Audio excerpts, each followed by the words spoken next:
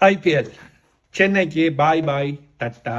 மூன்றாவது அணியாக சென்னை அணி இப்பொழுது ஐபிஎல்லில் இருந்து வெளியேறி இருக்கின்றது. Lucknow super giants, Mumbai Indians ஏற்கனவே வெளியேறியதை தொடர்ந்து இப்பொழுது சென்னை சூப்பர் கிங்ஸ் அணி தன்னுடைய 14 போட்டிகளையும் நிறைவு செய்து 12 புள்ளிகளை மாத்திரமே பெற்ற நிலையில் அடுத்த சுற்று வாய்ப்பினை முற்றுமுழுதாக இழந்து வெளியேறி இருக்கின்றது. நேற்றைய தினம் குஜராத் டைட்டன்ஸ் அணி மிக மோசமாக சென்னை சூப்பர் கிங்ஸ் அணியை அடித்து நொறுக்கி வெளியேற்றி இருக்கின்றது. முதல் துடுப்படுத்த இருந்த குஜராத் டைட்டன்ஸ் அணி 4 விக்கெட்டுகளை இழந்து 229 ஓட்டங்களை பெற்றுக் கொண்டார்கள். சாய் சுதர்ஷன் மிக அபாரம் 53 பந்துகளில் 84 ஓட்டங்களை பெற்றுக் கொண்டார்.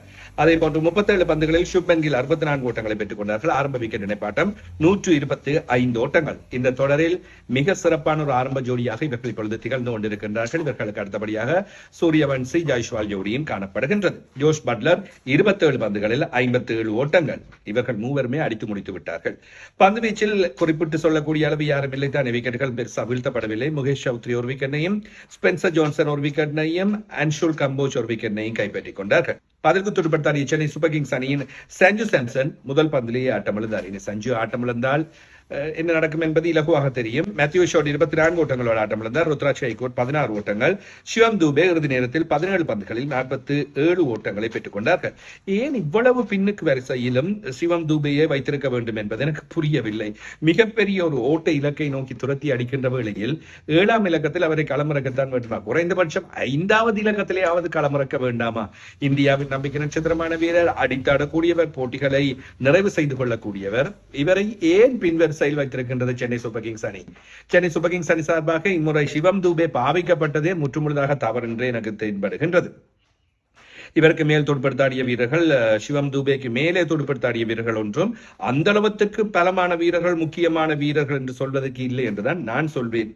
பந்து வீச்சில் 3 விக்கெட்டுகளை முகமது சிராஜ் கைப்பற்றிக் கொண்டார். 3 ஓவர் 26 ஓட்டங்கள் 3 விக்கெட்டுகள். ரபாடா 32 ஓட்டங்கள் 3 விக்கெட்டுகள். இந்த வேக பந்து வீச்சு ஜோடிதான் கலக்கி கொண்டிருக்கின்றது.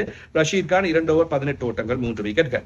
புள்ளிப்பட்டியல் இப்பொழுது உங்களுக்கு தெரியும், மிகப்பெரிய அளவில் சிக்கலான நிலைமையில் இல்லை. எனவே இன்றைய தினம் சன்ரைசர்ஸ் ஹைதராபாத் மற்றும் ராயல் சேலஞ்சர்ஸ் பெங்களூர் அணிகளுக்கு இடையிலான போட்டி நடைபெற போகின்றது. புள்ளிகளின் அடிப்படையில் ஆர்சிபி முதலாவதிடம் 13 போட்டிகளில், குஜராத் டைட்டன்ஸ் 14 போட்டிகளை நிறைவு செய்து 18 புள்ளிகள், சன்ரைசர்ஸ் ஹைதராபாத் இறுதிப் போட்டியில் என்று விளையாட போகின்றது 16 புள்ளிகள். ஓட்டணிக்கிற சராசரி வேகத்தை பார்த்துக் கொள்ளுங்கள். முக்கியமாக என்னை பொறுத்தவரையில் ஆர்சிபி இன்று தோற்றாலும் முதலாவது இடத்தை இழக்காது. சன்ரைசர்ஸ் ஹைதராபாத் அணி வெற்றி பெற்றாலும் 2வது இடத்துக்கு முன்னோக்கி நகராது. ஆக முதலாவது, 2வது, 3வது இடங்கள் இவ்வாறுதான் அமைய போகின்றன என்பது என்னுடைய எதிர்பார்ப்பு. RCB, Gujarat Titans, Sunrisers Hyderabad ஆகிய அணிகளுக்கு கிடைக்கப் போகின்றது. ராஜஸ்தான் ராயல்ஸ் அணி வெற்றி பெற்றாலும் 4வது அணியாக தெரிவு செய்யப்பட்டாலும் 4வது இடம், அப்படி இல்லாவிட்டால் ஏனைய அணி ஒன்று தெரிவு செய்யப்பட்டால் 4வது இடம். எனவே பிளே ஆஃப்ஸில் RCB, Gujarat Titans, Sunrisers Hyderabad, Rajasthan Royals இது என்னுடைய எதிர்பார்ப்பாக காணப்படுகின்றது. எனவே அதன் பின்னர் யார் எவ்வாறு ஃபைனலுக்கு போக போகின்றார்கள் என்பது தெரிய வரும். இந்த ஞாயிற்றுக்கிழமை வரை, இன்னும் இன்றைய தினம் வெள்ளிக்கிழமை, சனி, ஞாயிறு. எனவே இவ்வாறு இருக்கின்ற தருணத்தில் ஐபிஎல்லோடு மீதம் இருக்கின்ற போட்டிகள் இன்னும் ஒரு வாரம் இருக்கின்றது. ஐபிஎல் நிறைவடைவதற்கு ஒரு வாரத்திலும் 2 நாட்களும் அதிகமாக இருக்கின்றது. மீண்டும் சந்திப்போம்.